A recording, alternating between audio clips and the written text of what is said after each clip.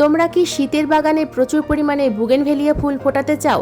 ছোট বুগেনভেলিয়ার চারা কি খুব তাড়াতাড়ি ঝোপালো তৈরি করতে চাও?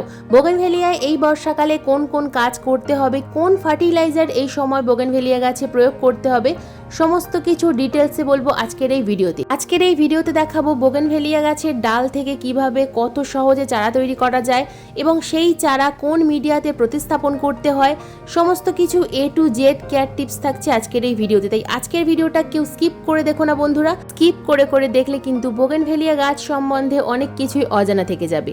নমস্কার, আমি লাবণী, আমার বাগানে তোমাদের সবাইকে জানাই স্বাগত। শীতের বাগানে যেমন গাঁদা, চন্দ্রমল্লিকা, ডালিয়া, গোলাপ বিভিন্ন ধরনের শীতকালীন ফুল ফুটে থাকে, ঠিক তেমনই কিন্তু বুগেনভেলিয়াও আমাদের বাগান আলো করে রাখে। কিন্তু বুগেনভেলিয়া গাছে প্রচুর পরিমাণে ফুল ফোটাতে গেলে জানতে হয় কয়েকটা কেয়ার টিপস।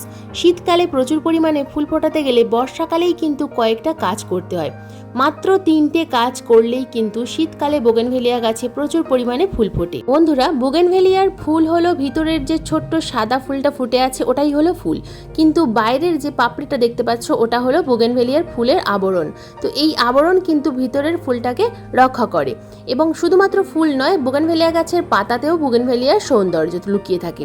তো প্রথমেই আমাদের যে কাজটা করতে হবে এই বর্ষায়, প্রধান যে কাজ এটা হলো আমাদের ডাল থেকে চারা তৈরি করা।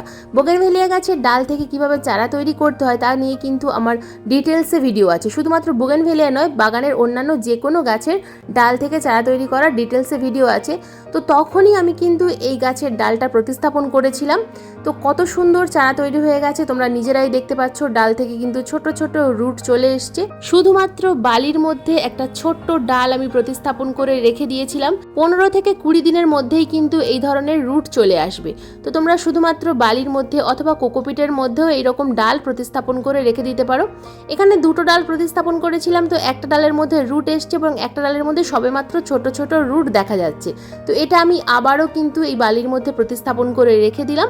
আবার কয়েকদিন পরে তোমাদের দেখাবো যে কিভাবে এই ছোট্ট ডালটা থেকেও চারা তৈরি হয়ে গেছে। এখনও যেহেতু বৃষ্টি হচ্ছে তাই তোমরা এই সময়েও কিন্তু নতুন নতুন ডাল থেকে চারা তৈরি করে নিতে পারবে। শুধুমাত্র বুগেনভেলিয়া নয়, বুগেনভেলিয়া, জবা, গোলাপ যে কোনো গাছের ডাল থেকে তোমরা এই মুহূর্তে চারা করতে পারবে। তো যেহেতু আমার চারাটা তৈরি করা হয়ে গেছে, এবার আমি এই ছোট চারা গাছটাকে নতুন করে প্রতিস্থাপন করব। তো প্রতিস্থাপন করার জন্য তৈরি করতে হবে আমাদের মিডিয়া। তো যে মিডিয়াটা আমি তৈরি করব এখানে, সেই মিডিয়াতে তোমরা কিন্তু বাগানের যে কোনো বুগেনভেলিয়া গাছের রিপোর্ট করতে পারবে। তো এখানে কি নিয়ে আমি মাটি তৈরি করেছি দেখো। মাটি নিয়েছি আমি এখানে 60%, মাটির ভাগ বেশি আছে 20% কম্পোস্ট, আর নিয়েছি 20% লাল মোটাদানার বালি। বালিটা কিন্তু অবশ্যই নিতে হবে। বুগেনভেলিয়া গাছ একটু বালি মাটি পছন্দ করে এবং বালি মাটির জন্য গাছের শিকড়ের খুব ভালো গ্রোথ হয়। তো এর সঙ্গে আমি নিয়েছি সামান্য পরিমাণ ট্রাইকোডার্মা ভিরিডি। এই ট্রাইকোডার্মা ভিরিডি যদি না থাকে সেক্ষেত্রে তোমরা কিন্তু অন্যান্য যে কোনো রাসায়নিক ফাঙ্গিসাইড নিতে পারো অথবা সামান্য পরিমাণ হলুদ গুঁড়ো নিতে পারো। তো এবার প্রয়োজন আমাদের একটা টবের। এখানে আমি ছোট্ট একটা 4 ইঞ্চি মাটির টব নিয়েছি। তোমরা একটা ছোট প্লাস্টিকের টবও নিতে পারো। যেহেতু ছোট চারা তাই প্রথমে ছোট টব নিতে হবে। কখনোই কিন্তু ছোট চারা গাছ বড় টবে প্রতিস্থাপন করতে যাবে না। তো প্রথমেই আমি টবের যে ড্রেনেজ হোল সেটাকে ঠিকভাবে বানিয়ে নিলাম, কারণ টবের যদি ড্রেনেজ সিস্টেম ভালোভাবে তৈরি করা না হয় তাহলে কিন্তু ছোট গাছও মারা যেতে পারে। নিচে ঢেউ খেলানো খোলামকুচি দিয়ে সামান্য পরিমাণ বালি দিয়ে ড্রেনেজ হোল তৈরি করে নেওয়ার পর ভালোভাবে মিডিয়াটাকে একসাথে মিশিয়ে নিয়ে টবের মিডিয়াতে অর্ধেক পরিমাণ মিডিয়া ভরে গাছটাকে ঠিক মিডিল বরাবর প্রতিস্থাপন করে দেব। খুব ভালোভাবে চেপে প্রতিস্থাপন করতে হবে যেন কখনোই না নড়ে যায়। ঠিক যেমন আমরা ডাল প্রতিস্থাপন করার সময় চেপে প্রতিস্থাপন করি যেন কোনো রকমভাবে নড়ে না যায়, ঠিক তেমনই যখন আমরা ছোট চারা গাছ প্রতিস্থাপন করব তো ঠিক এইভাবে কিন্তু চেপে আমাদেরকে প্রতিস্থাপন করতে হবে যেন কোনো রকমভাবে হাওয়াতেও না নড়ে যায়। যদি নড়ে যায় তাহলে কিন্তু শিকড় পচে যেতে পারে, আর অতিরিক্ত বৃষ্টির মধ্যে একেবারেই রাখা যাবে না। গাছ প্রতিস্থাপন করার পর দিয়ে দেব ভরপুর মাত্রায় জল দেওয়ার পর অটোমেটিক জল কিন্তু ড্রেনেজ হোলের মধ্যে দিয়ে বাইরে বেরিয়ে যাবে। এই মুহূর্তে 7 থেকে 10 দিন আমরা এই গাছটাকে প্রতিস্থাপন করার পর শেডের মধ্যে রাখবো। ছায়া জায়গায় রাখতে হবে, সরাসরি রোদ্দুরে রাখা যাবে না। যখনই দেখতে পাবে যে মাটির সাথে গাছটা সেট হয়ে গেছে, নতুন নতুন কচি কচি পাতা আসতে শুরু করেছে, তখন থেকে তোমরা কিন্তু গাছটাকে সরাসরি রোদ্দুরের মধ্যে অথবা বৃষ্টির মধ্যে রাখতে পারবে। তো এরপর আসি আমাদের যে 3টে কাজ, এই বর্ষায় যে 3টে কাজ আমাদের করতেই হবে, যে কাজগুলো করলে তবেই আমরা কিন্তু শীতকালে প্রচুর পরিমাণে ফুল পাবো। এর আগের ভিডিওতেও কিন্তু আমি বোগেনভেলিয়া গাছের পরিচর্যা দেখিয়েছিলাম, বর্ষাকালে কোন কোন পরিচর্যা করতে হয় আমি কিন্তু ডিটেলসে আলোচনা করেছিলাম। তো আজকের ভিডিওতে আমি কিন্তু আবারও তোমাদের দেখিয়ে দিচ্ছি যে প্রথম কাজটা যেটা আমাদের করতে হবে, বোগেনভেলিয়া গাছের এই সময় কিন্তু পিঞ্চিং করতে হবে। খুব ভালোভাবে আমরা আমাদের বাগানের বোগেনভেলিয়া গাছগুলোর পিঞ্চিং করব। পিঞ্চিং করার সাথে সাথে গাছগুলো কিন্তু ঝোপালো হবে এবং আকৃতিতে খুব ভালো হবে। গাছের যদি শেপ না থাকে তাহলে কিন্তু আমরা এই বর্ষায় আমাদের বাগানের যে কোনো বোগেনভেলিয়া গাছের ভালোভাবে শেপ দিতে পারবো। গাছের যখন ভালো শেপ তৈরি হয় তখন গাছে যখন নতুন নতুন ফুল আসবে তখন দেখতে খুব সুন্দর লাগে। কিন্তু গাছ যদি অগোছালো হয়ে থাকে, গাছ যদি ডালপালা অনেক লম্বা লম্বা হয়ে থাকে তাহলে কিন্তু দেখতে ভালো লাগে না এবং ছাদ বাগানে রাখতেও অসুবিধা হয়। তো এই যে কাটাই ছাটাইটা আমি করছি এটা কিন্তু তোমাদের ব্যক্তিগত ব্যাপার, তোমরা কিভাবে তোমাদের গাছের শেপ দিতে চাইছো এটা কিন্তু তোমরা নিজেরাই নিজেদের পছন্দ মতো শেপ দেবে।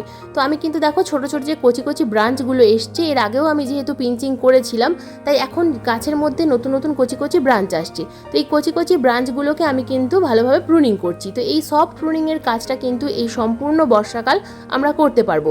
এই সফট প্রুনিংয়ের কাজটা আমরা যতবার করব তত কিন্তু গাছটা ঝোপালো তৈরি হবে। বাগানে যতগুলো গাছ আছে প্রত্যেকটা গাছের কিন্তু এই সময় এই প্রুনিংয়ের কাজটা করে ফেলো। এরপর বর্ষাকালের দ্বিতীয় কাজ হলো রিপোর্টিং। তো এই সময় আমরা আমাদের বাগানের বোগেনভেলিয়া গাছগুলো যদি ছোট টবে থাকে সেক্ষেত্রে আমরা কিন্তু রিপোর্ট করব। রিপোর্ট করার জন্য টবের মাটিটাকে প্রথমে শুকনো করে নিতে হবে। গতকাল আমাদের এখানে প্রচণ্ড পরিমাণে নিম্নচাপের জন্য বৃষ্টি হয়েছে, যে কারণে টবের মাটি ভিজে আছে। তাই আমি এই মুহূর্তে তোমাদের কিন্তু গাছ রিপোর্ট করে দেখাতে পারলাম না, কিন্তু আমি একটু আগে ভিডিওতে যেভাবে মিডিয়া তৈরি করে দেখিয়েছি তো ওই মিডিয়াতেই তোমরা কিন্তু গাছ রিপোর্ট করবে। বাগানে যতগুলো গাছ ছোট টবে আছে যদি মনে হয় তোমাদের যে রিপোর্ট করা প্রয়োজন তো তখনই কিন্তু তোমরা রিপোর্ট করবে। যদি প্রয়োজন না থাকে রিপোর্ট করার কোনো দরকার নেই। আমি এই ভিডিওতে তোমাদের রিপোর্ট করা দেখাতে পারলাম না, যদি সম্ভব হয় আগামী ভিডিওতে তোমাদের রিপোর্ট করা দেখিয়ে দেবো। রুট বল না ভেঙে 6 ইঞ্চি টবে আছে 8 ইঞ্চি টবে রিপোর্ট করে দিতে হবে। তো যে মিডিয়াটা দেখালাম ওই মিডিয়াতেই কিন্তু তোমরা রিপোর্ট করবে। এবার এই বর্ষায় অর্থাৎ আগস্ট মাসের আমাদের তৃতীয় কাজ, টবের মিডিয়াতে এই সময় প্রচুর পরিমাণে আগাছা হয়। বর্ষাকাল আগাছা তো হবেই, তো আগাছাগুলোকে আমাদের পরিষ্কার করতে হবে। টবের মিডিয়াতে আগাছা অথবা পচা পাতা, শুকিয়ে যাওয়া পাতা এগুলো যেন একেবারেই জমা হয়ে না থাকে। বর্ষাকালে টবের মিডিয়া যে কোনো গাছের টবের মিডিয়াকে পরিষ্কার রাখতে হবে। গাছের পাতা যদি মাটির সঙ্গে ঠেকে থাকে তাহলে সেই পাতাগুলোকে কিন্তু তুলে ফেলতে হবে। টবের মিডিয়াতে যেন রোদ্দুর লাগে এই বিষয়টা আমাদের লক্ষ্য রাখতে হবে। টবের মিডিয়াতে যদি রোদ্দুর না লাগে তাহলে কিন্তু গাছের গোড়ায় ফাঙ্গাস অ্যাটাক হবে এবং হঠাৎ করেই গাছের কাণ্ড পচে যেতে শুরু করবে। বোগেনভেলিয়া গাছে কিন্তু এই সমস্যাটা খুব বেশি দেখা যায়। কিন্তু যদি তোমরা মিডিয়া ঠিকঠাকভাবে তৈরি করতে পারো আর টবের মিডিয়াতে যদি রোদ্দুর লাগে, যখন বৃষ্টি হচ্ছে বৃষ্টি হবে, জল যেন ড্রেনেজ হোল দিয়ে পাস হয়ে যায় এই বিষয়টা লক্ষ্য রাখতে হবে। এবং টবের মিডিয়াতে যখন রোদ্দুর উঠবে যেন রোদ্দুর লাগে, তাহলেই কিন্তু গাছে কোনো রকম কোনো ফাঙ্গাস অ্যাটাক হবে না। তো মিডিয়াতে দেখো আমি ভালোভাবে খুশে নিলাম। এবার আমরা ফার্টিলাইজার প্রয়োগ করব। তো কোন কোন ফার্টিলাইজার এই সময় আমরা প্রয়োগ করব? কোনো রকমভাবে ভারী খাবার এখন আমরা দেব না। প্রথম যে খাবারটা আমরা দেবো এটা হলো হলুদ গুঁড়ো। বন্ধুরা, হলুদ গুঁড়ো আমরা সবাই জানি ন্যাচারাল ফাঙ্গিসাইড। তো এই হলুদ গুঁড়োর পরিবর্তে তোমরা কিন্তু এখানে অন্যান্য যে কোনো ফাঙ্গিসাইড প্রয়োগ করতে পারো। যেহেতু সবার কাছে অনেক গাছ থাকে না, একটা দুটো গাছ থাকে, তাই আমি হলুদ গুঁড়োটাই প্রথমে বলবো।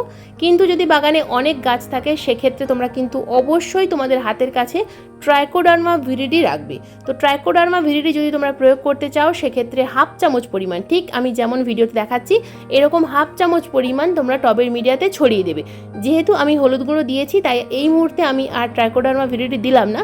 তোমরা যদি চাও, তোমাদের বাগানে যদি অনেক গাছ থাকে তাহলে অবশ্যই একটা ট্রাইকোডার্মা ভিরিডির প্যাকেট সংগ্রহ করে রেখে দাও এবং সেখান থেকে প্রত্যেকটা টবে হাফ চামচ করে প্রয়োগ করো।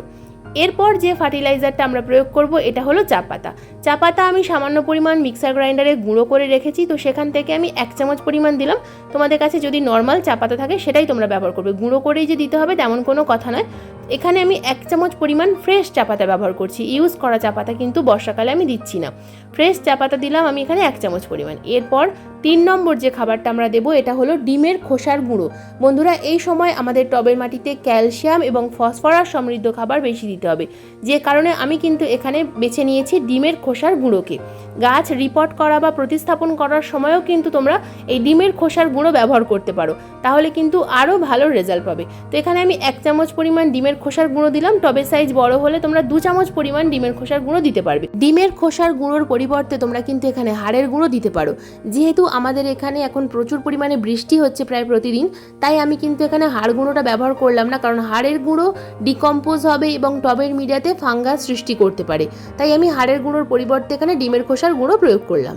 এই সমস্ত খাবার প্রয়োগ করার পাশাপাশি গাছের পাতায় কিন্তু অবশ্যই যে কোনো একটা অনুখাদ্য মাসে 2 বার 15 দিন অন্তর অন্তর 1 লিটার জলে 2 ml মিশিয়ে গাছের পাতায় স্প্রে করবে। যদি গুঁড়ো আকারে হয় সেক্ষেত্রে 1 লিটার জলে 2 গ্রাম মিশিয়ে গাছের পাতায় 15 দিন অন্তর অন্তর স্প্রে করবে। তাছাড়া বর্ষাকালে প্রতি 10 দিন অন্তর অন্তর যে কোনো ভালো মানের ফাঙ্গিসাইড প্রয়োগ করার চেষ্টা করবে, তাহলে কিন্তু গাছের পাতায় কোনো রকম কোনো ফাঙ্গাস প্রবলেম সহজে হয় না। অ্যামিস্টার টপ প্রয়োগ করতে পারো, টাটা ব্লাইটক্স ফাঙ্গিসাইড প্রয়োগ করতে পারো, M45 দিতে পারো, স্যাপ ফাঙ্গিসাইডও দিতে পারো। যে কোনো ফাঙ্গিসাইড অবশ্যই কিন্তু স্প্রে করবে।